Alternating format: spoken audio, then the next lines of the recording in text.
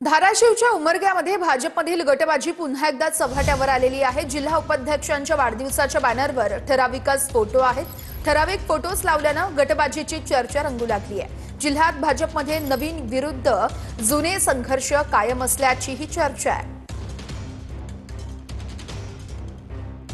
चिपळूण आणि रत्नागिरी नगर परिषदेसाठी पवारांच्या राष्ट्रवादीचा दावा बघायला मिळतोय। प्राथमिक बैठकीत पवारांच्या राष्ट्रवादीची मागणी आहे। जिल्ह्यातील शहरांची सत्ता केंद्र ताब्यात ठेवण्यासाठी पवारांची राष्ट्रवादी आग्रही आहे।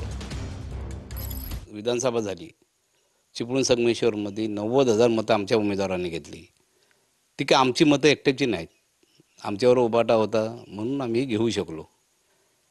तर ह्या सर्वांचा विचार करून त्यांनी आम्हाला द्यावे।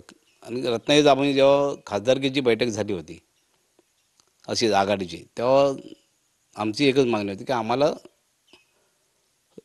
आम्ही आमदारकी आणि खासदारकी तुम्हाला सोडतो, आम्हाला फक्त नगराध्यक्ष राहील तेव्हा आमच्या तुम्ही पाठीशी राहा।